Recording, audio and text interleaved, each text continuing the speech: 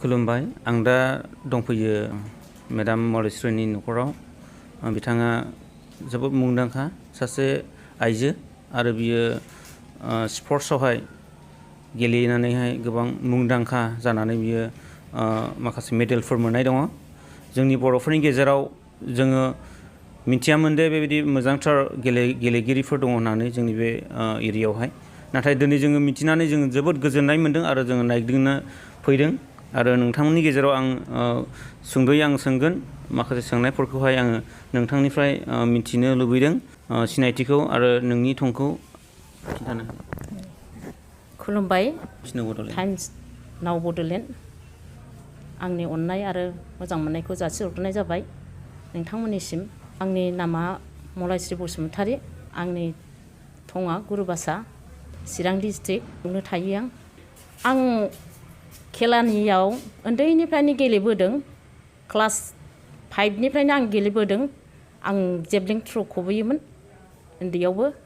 ओमफ्राय थ्र' खुबैयोमोन बाहायबो आं देरहासार जाबोबाय थायोमोन ओमफ्राय शट पुट हरो बेखौबो गेलेयोमोन आं ओमफ्राय फैयै फैनानै आङो हाबा जाखांनानै 2006निफ्राय आं गेलेफैफिनबाय जेब्ला आं गेलेजेनदों होनबा बे डिसिआ जेब्ला माबा होदोंमोन टुर्नामेन्ट चिराङाव आं बाहाय बादायनानै 100 मिटाराव आं बादायनानै देरहाबोदों बिनिफ्राय आङो गलाघाटआव सेलेक्ट जादों जोंनि एथलेटिक्सआव बिनिफ्राय आङो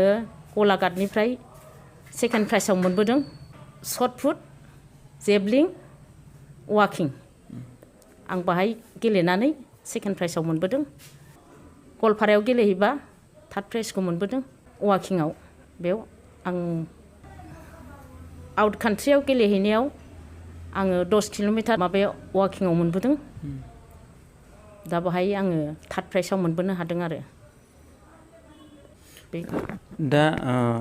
दा नोंथाङा दे बे एसे मोजां स्पर्ट्स गेलेगिरि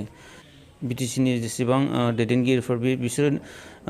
नायफैदोंना नायफैयाखै एबा नोंखौ ध्यान होदोंना होआखै एबा नोङो बिसोरनिफ्राय अननायखौ मोनदोंना मोनाखै जों गेजेर गेजेर अननायखौ मोनबोदों मोनाखै नङा जोङो बिटिसिनिफ्राय जोङो अननायखौ मोनदों एसे फैसा हरबाय थादों जों खेला गेलेनायाव जेब्ला जोङो गोजानाव थाङो होनब्ला 10,000 गाहाम हरो आरो खाथियाव थाङोब्ला जोंनो जानाय खरसनि हरो बेनो आरो जोंखौ अनाखै नङा नायाखै नङा जोंहाबो गोबां दं मास्टार एथलेटिक्सआव बिसोरबो गोबां बादायगिरि दङ बिसोरबो मोनबोनो हादों सोरबा गल्ड मोनदों सोरबा थार्ड मोनदों सोरबा सेकेन्ड मोनदों बिसोरबो जोंबो बुरजायैनो दं दा ओंखायनो जों जा एसे मोनो जों राननानै जों जायो आरो खेलायाव बाहायहैयो आरो बे बादायलायनाय समावहाय नोंथाङा जे हारसिंल'मोन बर'फोरनि गेजेराव ना सोरबाफोर दंबावोमोन दङ बहुद दं आंल' नङा बहुद दं बर'फोर दङ बर'आनो चिरां डिस्ट्रिक्टआव बर'आनो बांसिन दं नोंबायदि सहायनानै नोंबायदि सौसिबोनो हानाय साबेसेसिम जागोन जोङो 6 जनसिम दं खिन्थु जोंनि चिरां डिस्ट्रिक्टआव गोलैया माखासे आंजों गेलेफाग्राया सोरबा अबयापुरि सोरबा बङाइगाव सोरबा थिपखाय सोरबा उदालगुरि बिनिसो आरो दा जोङो आं चिरांथारनिया बर'आ सानैल' दं काजलगाव सासे ओमफ्राय आं गुरुबासाव सासे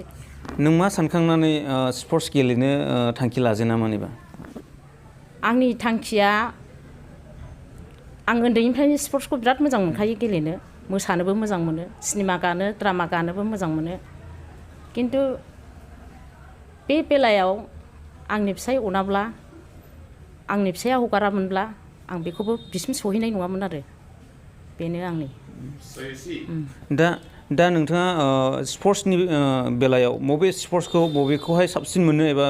इन्टारेस्टसिन मोनो आं स्पर्ट्सनि गेजेराव आङो दा वाकिंखौ साबसिन मोननानै दं दा आंनि बैसोआव आरो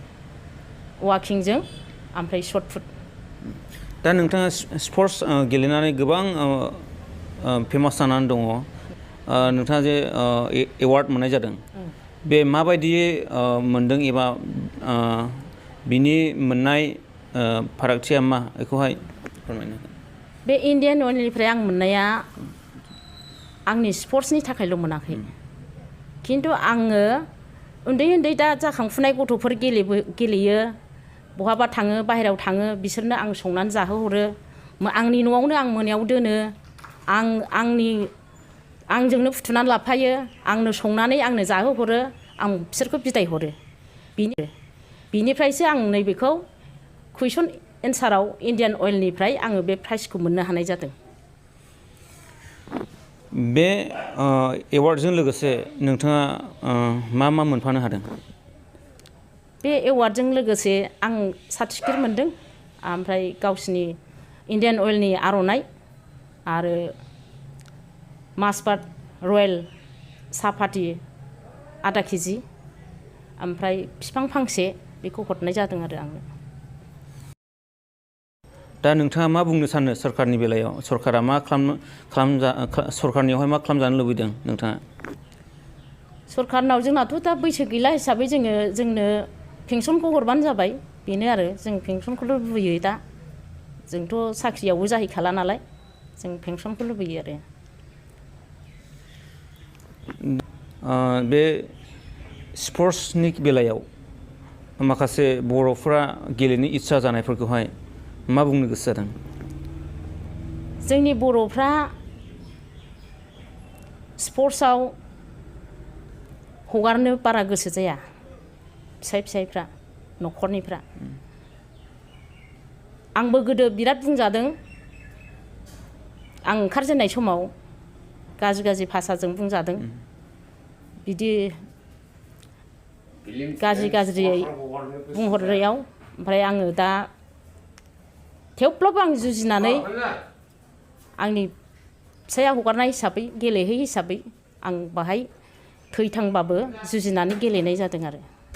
दा आं बेखौनो सानो गुबुनफ्राबो जाहाथे आंबादि गेलेथों आरो बिनि फिसा फिसौखौ गावबा गावनि फिसाफोरखौ गावबा गाव खेलायाव दैथायहरथों बेखौल' आं रायजोफोरखौ खावलायनो लुबैयो आरो जों गोबां खोनानो मोनबाय मेडामनिफ्राय जोङो माखासे बिथाङा गोजान जायगायावहाय थांनानैहाय बेबायदि गेलेबाय आरो गोबां जोङो नुनो मोनदों जोङो मेडेलफोर जोङो नुनो मोनदों मेडेल गेलेयै आउट कान्ट्रियावबो थांनाय मेडेलफोर गेलेनायफोरखौ जों नुनो मोनदों आरो माखासे जोङो बिथाङा गेलेनानै एवार्ड मोननायखौबो जों नुनो मोनदों आरो माखासे बेफोरबायदि जोङो नुनो मोनदों दा बिथाङा एसेबां नाजायामोनब्ला दिनै जोङो बेबायदि एवार्ड मोननायखौ जों नुनाय नङामोन आरो माखासे जों मेडेलफोरखौ जों नुनाय नङामोन हामबायसै मेडाम बेबायदि आंनो दान्दिसे सम होनायनि थाखाय बेबायदि आंजों दान्दिसे रायलायनायनि थाखाय साबायखर थाबाय